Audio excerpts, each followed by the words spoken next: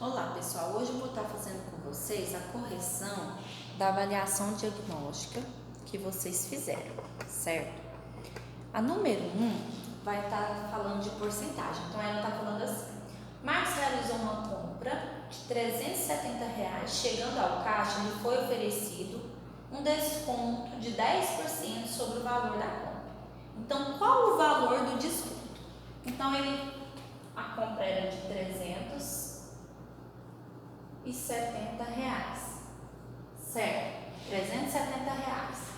E ele teve um desconto de 10%. Para algumas pessoas que já têm uma maior facilidade em porcentagem, ou às vezes até trabalham com isso, então vai verificar que toda vez que eu falo 10%, eu vou deslocar a vírgula a uma casa, né, voltando aqui.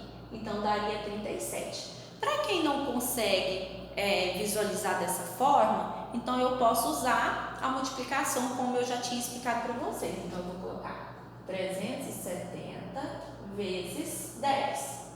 Então 0 vezes 0, 0, 0 vezes 7, 0, 0 vezes 3, 0. 1 vezes 0, 0, 1 vezes 7, 7, 1 vezes 3, 3.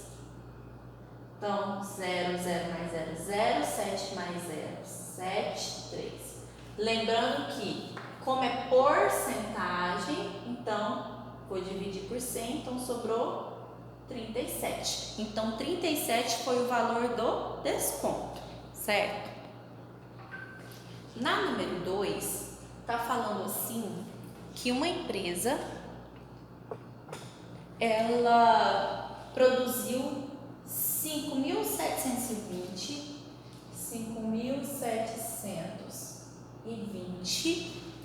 unidades de determinado produto. Para 2021, espera-se que a empresa consiga um aumento de 22%. Então, eu vou calcular quanto que vai ser esse aumento. Então, vezes 22%. Só um minuto. Então, olha só. Então, eu vou calcular aqui. 2 vezes 0, 0. 2 vezes 2, 4. 2 vezes 7, 14. Vai 1. 2 vezes 5, 10. Com mais 1, 11.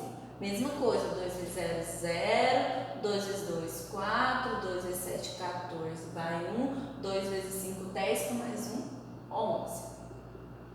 Então, 0, 4 mais 0, 4, 4 mais 4, 8, 1 mais 4, 5, mais 1, 2 e 1. Tá, então eu tenho aqui 22%. Lembrando que, como é porcentagem, a vírgula vai deslocar aqui. Então, 1.258,40. Só que a pergunta não foi quanto que vai ser o aumento, né? Perguntou o quê? Quantas unidades do determinado produto a empresa precisa produzir para que a meta seja atingida. Não tem como eu produzir 1.258,40 unidades. Então, eu vou arredondar para 1.259. Então, quanto ele precisa produzir?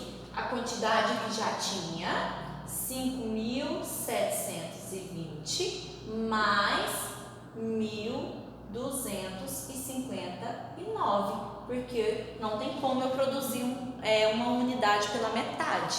Então, aqui 0 mais 9, 9, 2 mais 5, 7, 7 mais 2, 9 e 5 mais 1, 6. Então, é necessário produzir, aqui na número 2, é necessário produzir 6.979 unidades para atingir a meta. Bom, então na número 3, ele vai falar assim, que a produção de camisas de uma indústria têxtil encerrou o ano de 2015 com um número de 103.527 camisas produzidas. Então, vou colocar aqui, 2015 tinha um número de 103.527 camisas. Esse foi em 2015. No ano de 2016, esse número teve um crescimento de 15%. Então, em 2016, eu vou fazer o quê? 103.527 vezes Então, foram 15%. 15%. Que vai me dar um total aqui para descobrir quanto que é 15%, tá? Então, vai me dar um total de 15.529. Então, 15.529, certo? Aí, eu vou somar, então. Então, em 2016, teve um acréscimo. Então, eu vou somar. Então, eu tinha 103.527, vou fazer mais 15.529, que vai me dar aqui 119.056, que é o total que ele me deu aqui, né, no ano de 2016. Então, aqui eu tenho 2015, 2016. Em 2017, então, falou que teve uma queda de 23%. Então, eu vou calcular 23% desse valor. Então, 119.056 vezes 23%. Então, vezes 23%. Que vai dar aqui, vai dar 27.382. 27.382. Como foi uma queda, então eu vou pegar quanto que eu tinha? 119.056 menos 27.382, que vai me dar um total aqui, então, em 2017 de 91.673. Lembrando que eu estou trabalhando valores aproximados para não trabalhar aqui com vírgula, certo? Então, esse é o total produzido em 2017. Aí, em 2018 está falando que teve um crescimento de 10%. Então, eu vou pegar aqui, ó, 91.673 vezes 10%, que vai dar aqui 9.167.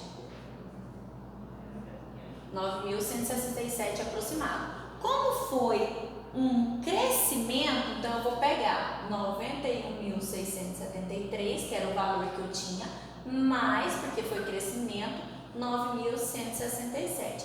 Que isso vai dar aproximadamente aqui 100.840, aproximadamente.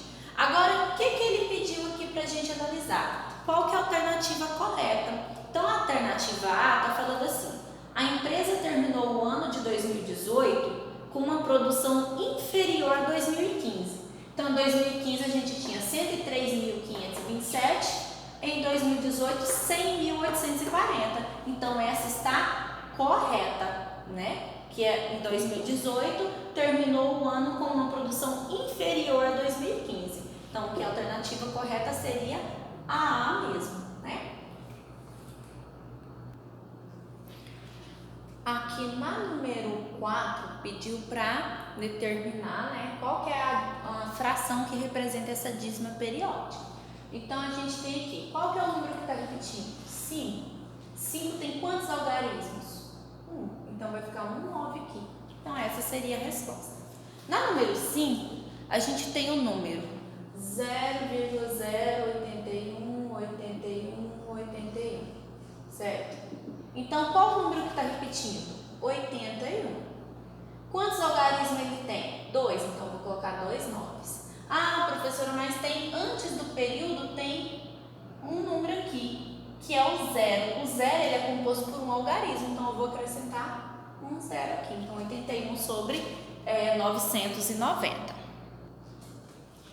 Aqui na número 6, a gente tem um número composto.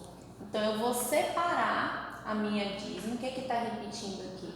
É o 31, 31, 31. Então, eu vou separar. Então, vai ficar aqui, ó, 5,2 mais 0,031, 31, 31. Separei. Essa parte daqui a gente já sabe colocar, então vai ficar aqui, ó. Qual número está repetindo? 31. Ele tem 2 algarismos, então vai ficar 2, 9. E tem um número antes dele, eu acrescento um 0. Agora, como que eu represento 5,2? Ele está, né, na forma decimal. Então, eu vou ter 52 sobre 10. Por quê? Porque tem um número depois da vírgula. Agora, eu vou fazer, né, a minha adição de fração aqui. Como que eu vou fazer? 990, ele divide tanto por ele mesmo quanto por 10. Então, eu tenho aqui, ó, 990. 990 dividido por 10 vai dar 99. Vezes 52 vai dar aqui 5.148. 5.148 mais 990 dividido por 990 é 1 vezes 31, 31. Então, o valor que eu vou ter aqui é 5.179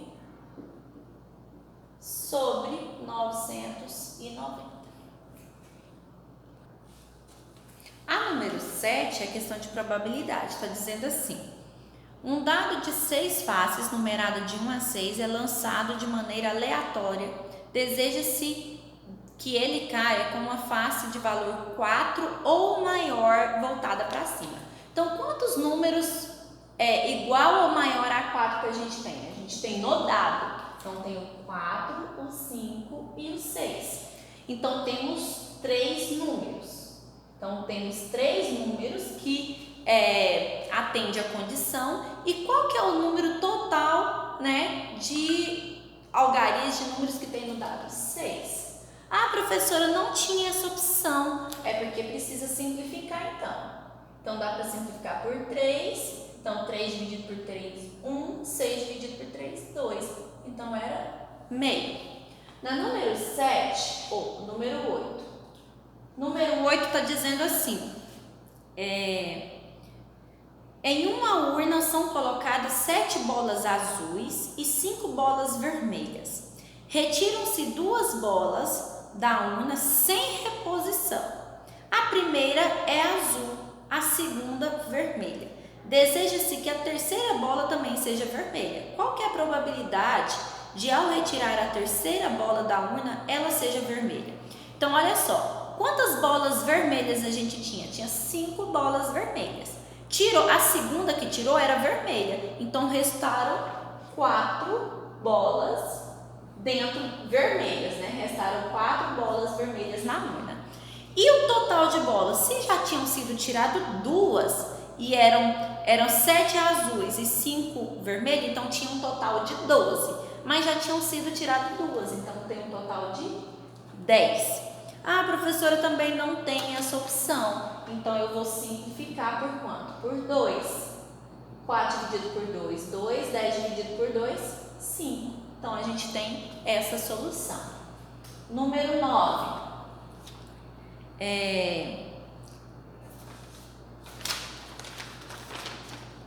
Em uma urna, há 15 bolas numeradas de 1 a 15. Deseja-se sortear 2 bolas, uma par e uma ímpar. Será retirada uma bola de cada vez, repondo a bola sorteada para realizar o segundo sorteio. Então, aqui vai ter reposição. Então, qual é a probabilidade de a primeira bola ser um número par e a segunda ser um número ímpar? Então, dentro dessa urna existem 7 bolas número par. 7 bolas número par, de um total de 15 bolas. Por quê? Porque tinha 15 lá. A primeira, então, separa.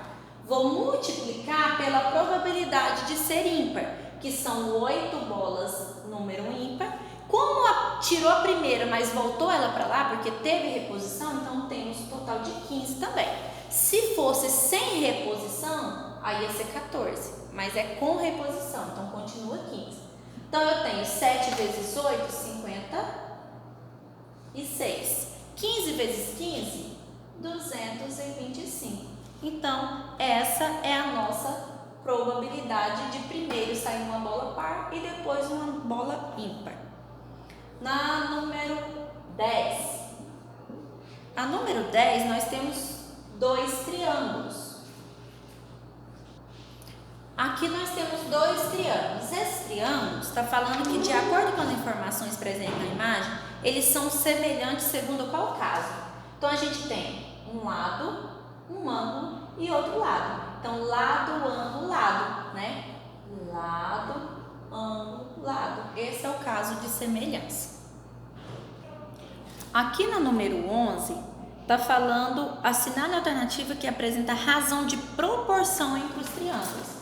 Então, eu tenho aqui, ó, do triângulo maior, do menor para o maior. Então, para eu transformar aqui 9 em 18, eu vou multiplicar por 2. Mas transformar 18 por 9, eu vou dividir por 2. Então, eu tenho que esse triângulo é a metade desse aqui. Então, se ele é metade, metade pode ser representado por 0,5 ou por meio, né? Então, essa seria a alternativa correta, que é a metade. Essa daqui pediu para descobrir a soma dos valores x, y e z. Então, primeiro eu tenho que descobrir o valor de cada um. Então, aqui é 32, aqui é 16. Então, é metade. Então, se aqui é 40, o x, ele vai ser igual a 20, né? Então, x é 20. O y e o z, eles dependem do mesmo lado. Então, primeiro eu vou descobrir o valor desse lado z aqui. Então, eu tenho o quê? Eu vou usar o teorema de Pitágoras. Ó, hipotenusa ao quadrado é igual a cateto ao quadrado mais cateto ao quadrado. Então, eu tenho 40 ao quadrado, 1.600. 32 ao quadrado, 1.024. Mais z ao quadrado. Então, eu tenho aqui z ao quadrado, que é igual a 1.600 menos 1.024. Então, z ao quadrado é igual a 576. Então, z que é igual a raiz de 576, que é igual a 64. Continuando, então, aqui raiz de 576, 24. Agora, ele não pediu só o valor de z, então eu tenho que x é 20, o z aqui que eu descobri é 24 e o y é a metade de 24, que no caso é 12. Então, eu tenho o valor de cada um deles. Então, se eu somar aqui 20 mais 24 mais 12, que pediu foi a soma, então vai dar um valor de 56, que é a minha resposta, certo?